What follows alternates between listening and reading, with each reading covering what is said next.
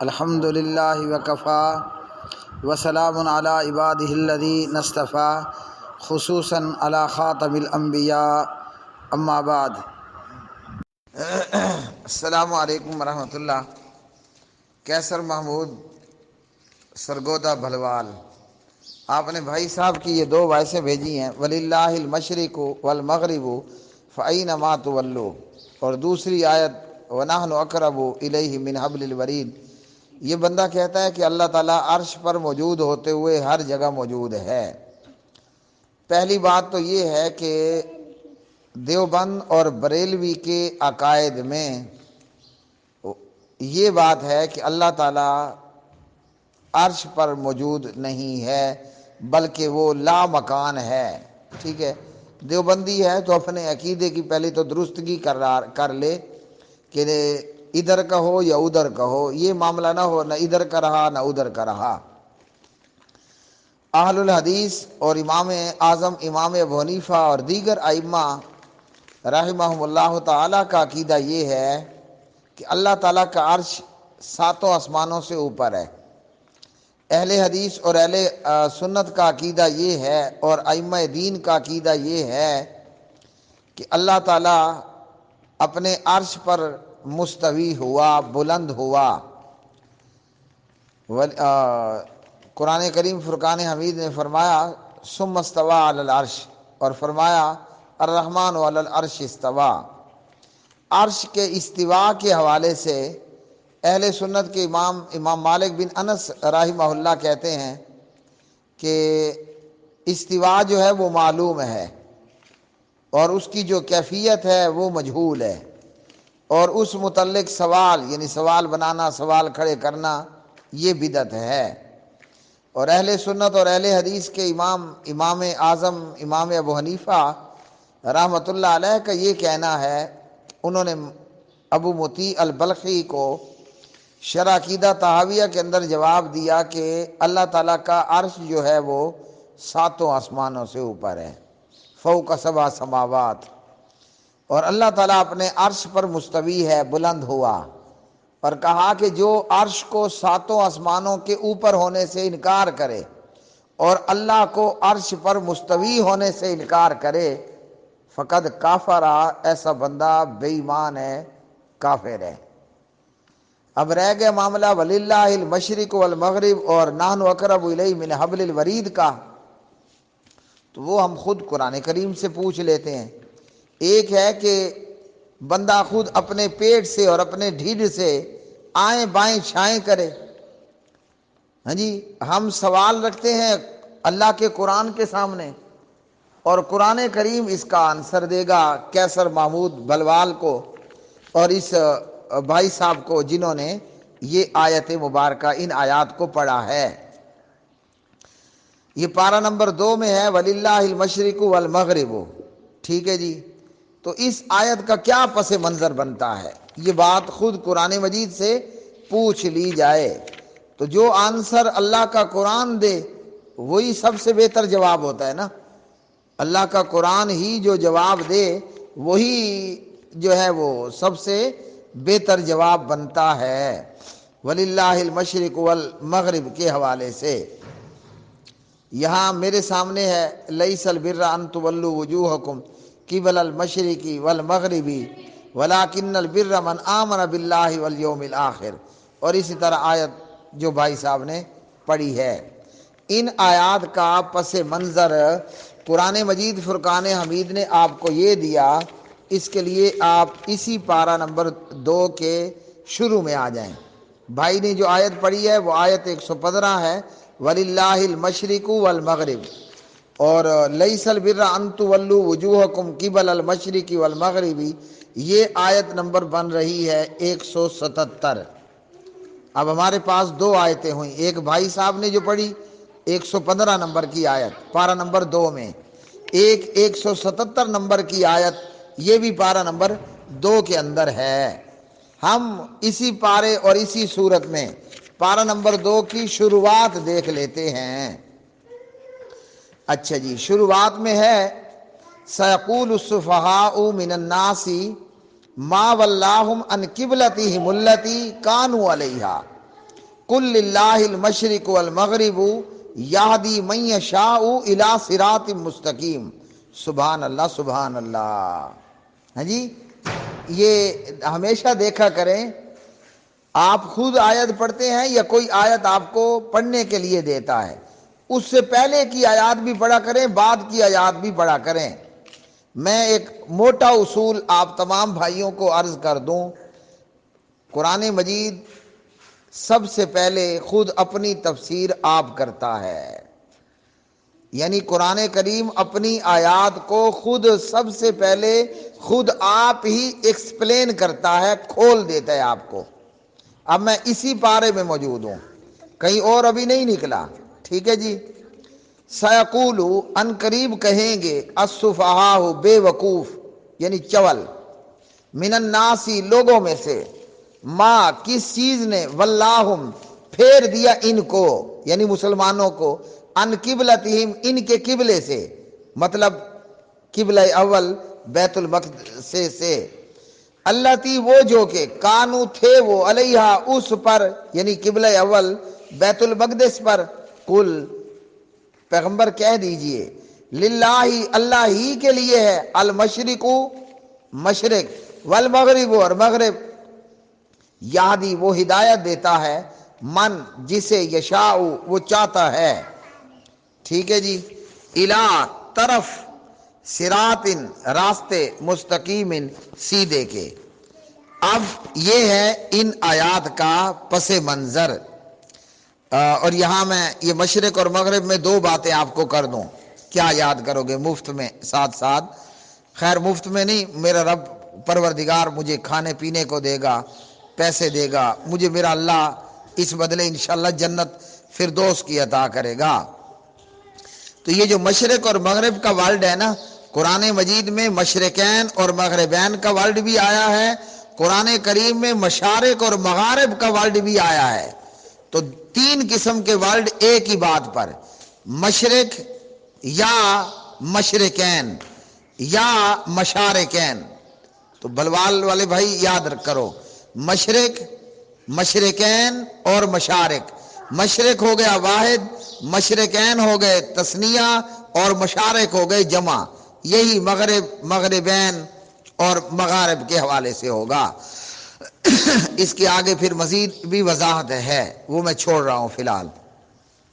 یہ جو آیت میں نے پڑھی نا، سیقول السفہاء، بات یہ تھی کہ مسلمانوں نے 16-17 ماہ ہجرت کے بعد 16-17 ماہ تقریباً بیت المقدس کی طرف منہ کر کے نماز ادا کی، سمجھ آئی؟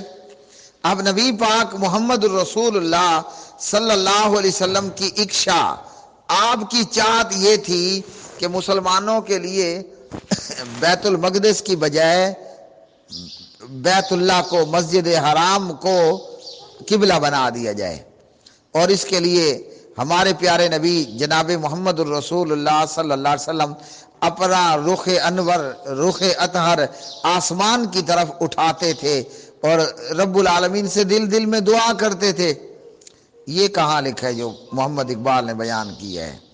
چلو جی، اللہ سبحانہ و تعالیٰ فرماتے ہیں، قد نرا تقلب وجہک فی السماء فلنولینک قبلۃ ترضاھا۔ یہ آیت نمبر 144 ہے، 144، اسی پارے میں ہوں، ابھی پارہ نمبر 2 میں ہوں، کہیں باہر کو نہیں نکلا، آیت نمبر 144 ہے۔ تو اللہ تعالیٰ نے اپنے حبیب کی چاہت اور اکشا کو پورا کرتے ہوئے کیا فرمایا؟ فولی وجہک شطر المسجد الحرام، بیت المقدس کی بجائے آپ اپنا رخ انور اب کیا کریں؟ مسجد حرام کی طرف پھیر لیں۔ تو مسلمانوں کا قبلہ تبدیل ہو گیا، اور بریکٹ میں لکھ لو، یہ بات نبی پاک علیہ السلام حضرت محمد صلی اللہ علیہ وسلم کے متعلق پہلی آسمانی کتابوں میں موجود تھی کہ آخری نبی خاتم الانبیاء صلی اللہ علیہ وسلم ذو قبلتین ہوں گے۔ سبحان اللہ، صدقے تیواری جائیں، 2 قبلوں والے ہوں گے، ٹھیک ہے جی۔ تو پہلا قبلہ کون سا تھا؟ وہ تھا آپ کا بیت المقدس۔ دوسرا قبلہ آپ کا وہ ہوا کہ جو زمین پر اللہ کا پہلا گھر تھا، ان اول بیت وُضِعَ لِلنَّاسِ الَّذِي بِبَکَّۃَ مُبَارَکًا وَہُدًى لِلْعَالَمِین۔ سبحان اللہ، سبحان اللہ، کیا کہنے اللہ کے قرآن کے کہ بس تیار کھڑا ہے زبان پر آنے کے لیے۔ تو مسجد حرام کو قبلہ بنا دیا گیا۔ اب اس پر یہاں سے یہود کو پیڑ شروع ہو گئی۔ پیڑ سمجھتے ہیں نا، سریکی یا پنجابی کا ورڈ ہے۔ جب مسلمانوں نے مسجد اقصی بیت المقدس کی بجائے جناب مسجد حرام کو قبلہ بنا لیا گیا تو یہودیوں کو پیڑ شروع ہو گئی۔ پیڑ کا مطلب ان کو درد شروع ہو گیا، حالانکہ وہ بے وقوف جانتے تھے کہ یہ دو قبلوں والا نبی ہے، ہیں جی، لیکن خباثت، ہیں جی، خباثت۔ تو انہوں نے کہا کہ یہ کیا ہے کہ جناب آپ نے قبلہ اول کو چھوڑ دیا اور مسجد حرام کی طرف رخ کر لیا، مشرق اور مغرب کا معاملہ ہو گیا۔ تو اللہ سبحانہ و تعالیٰ نے فرمایا کہ اگر بات کی جائے اللہ تعالیٰ کی تو اللہ تعالیٰ تو مشرق اور مغرب کا یا مشرقین و مغربین کا یا تھوڑا بھلا ہو مشارق و مغارب کا تو محتاج نہیں ہے۔ وَلِلَّهِ الْمَشْرِقُ وَالْمَغْرِبُ، ہاں جی۔ تو اس لیے یہ اس آیت کا یہ پس منظر ہے، ہاں جی، اس آیت کا یہ پس منظر ہے کہ اللہ ہی کے لیے مشرق اور مغرب ہے۔ جب کہ ان لوگوں نے اس بات کو ایشو بنا لیا تو اللہ تعالیٰ نے فرمایا لَيْسَ الْبِرَّ أَن تُوَلُّوا وُجُوهَكُمْ، نہیں ہے نیکی یہ کہ تم پھیر لو وجوہکم اپنے چہرے مشرق کی جانب اور مغرب کی، اور لیکن نیکی تو وہ ہے جو ایمان لائے اللہ کے ساتھ اور یوم آخرت کے ساتھ اور فرشتوں، کتابوں، نبیوں کے ساتھ، یہ ہے نیکی کا کام۔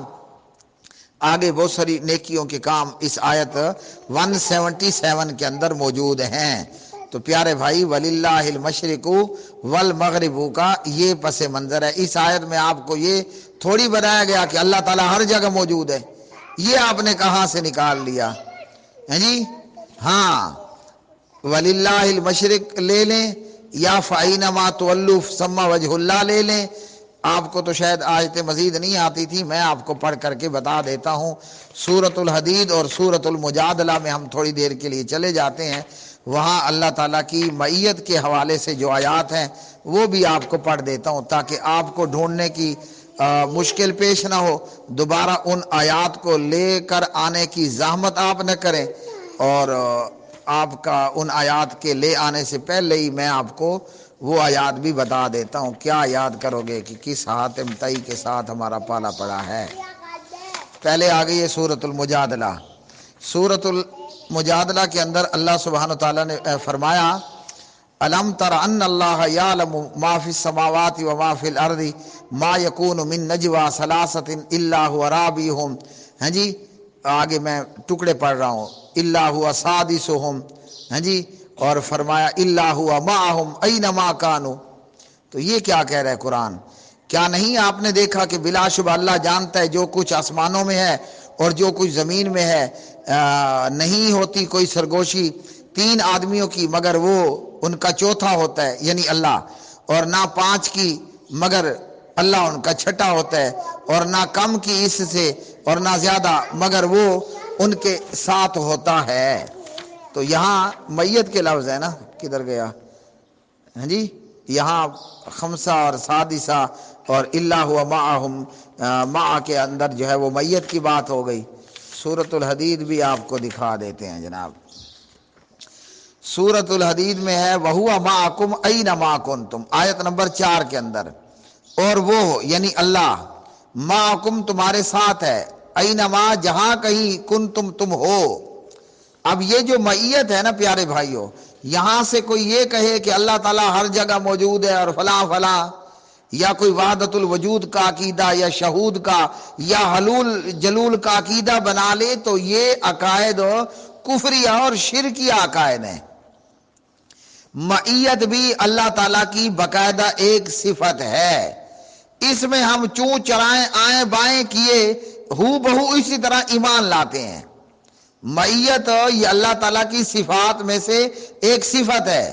مٹھڑے تے پیارے بھائیو، میرے مکھن تے میری ملائی ہو، جس طرح اللہ تعالیٰ کی صفات میں ہے کہ وہ ہنستا اور مسکراتا بھی ہے، وہ آسمان دنیا پر ہر رات میں تشریف بھی لے کر آتا ہے، جس طرح وہ جبار ہے، قہار ہے، الرحمن ہے، الرحیم ہے، اسی طرح معیت بھی اللہ تعالیٰ کی صفات میں سے ایک صفت ہے۔ اس میں آئیں بائیں کیے بغیر ہو بہو اس کو اسی طرح ماننا۔ اللہ تعالیٰ کہاں پر ہے؟ اللہ کے بندو، ہم تو جدی پوچھی مسلمان ہیں، پیدائشی مسلمان، ہمارا پیو مسلمان، ہمارا دادا مسلمان، ہمارا پردادا مسلمان، ہمارے پردادے کا ابا جان مسلمان، ہم تو پیدائشی اور جدی پوچھتی مسلمان چلے آ رہے ہیں۔ اللہ اکبر، اللہ اکبر۔ وہ میرے نبی کی، یعنی میرے نبی کے صحابی کی لونڈیاں ابھی بھی بخاری میں ٹھہری ہیں۔ بخاری کھولو آپ کو سب کچھ نظر آ جائے گا۔ اللہ کے پاک نبی علیہ السلام نے اپنے صحابی کی لونڈیا سے پوچھا، ذرا یہ تو بتا این اللہ، اللہ کہاں ہے؟ اس عورت کا کیا یہ جواب تھا، اللہ فینا، اللہ ادھر ہی ہے۔ اللہ کو ہر جگہ موجود ماننے کا عقیدہ رکھنے والوں، لونڈیا کا جواب یہ تھا کہ اللہ فینا، اللہ ادھر ہی ہے، اتھے ہی اللہ موجود ہے۔ تھا؟ نہیں تھا۔ اس بی بی نے، اس لونڈیا نے کہا اللہ فی السماء۔ اب یہ تو چنگی طرح جانتے ہو نا آسمان کدھر ہے؟ شاباش، جلدی جلدی بتاؤ۔ یہ جو میرا دیوبندی بریلوی اہل حدیث بھائی سن رہا ہے نا، وہ ایک دوسرے سے ذرا پوچھ لو، دیوبندی سے بلکہ ہندو سے پوچھ لو، کیا یاد کرو گے؟ سب سے پوچھو آسمان کہاں ہے؟ اچھا ذرا آسمان کی طرف انگلی کرو، شاباش، جلدی جلدی۔ جتنے بھی یہ وائس سن رہے ہو، کسی ہندو کو بھی بٹھا کر پوچھ لو آسمان کدھر ہے۔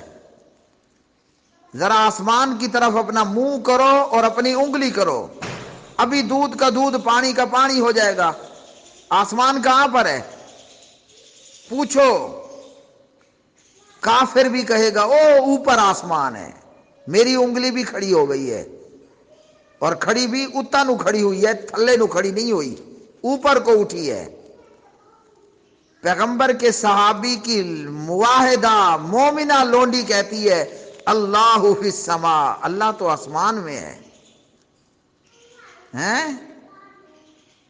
آج ہندو بھی اللہ رحم فرمائے، وہ بھی کہتا ہے، جب ایشور کی بات کرتا ہے نا ہندو، اس کی آنکھیں بھی آسمان کو جاتی ہیں۔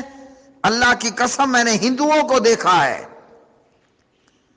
ہندو بھی جب ایشور کی بات کرتا ہے تو اس کا ہاتھ سر سے اوپر اٹھ رہا ہوتا ہے، ہندو بھی اپنی انگلی آسمان کی طرف کر دیتے ہیں، ایشور ادھر ہے۔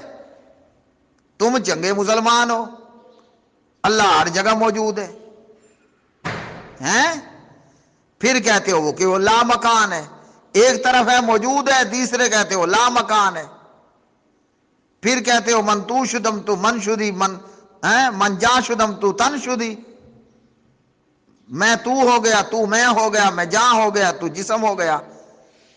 اللہ کو ہر جگہ بھی مان لیتے ہو، اور اسے حلول اور جلول کا اور شہود کا بھی مان لیتے ہو، اللہ اس میں ہے، اللہ مجھ میں ہے، اللہ اوپر والے میں ہے، اللہ نیچے والے میں ہے، لا حول ولا قوت الا باللہ۔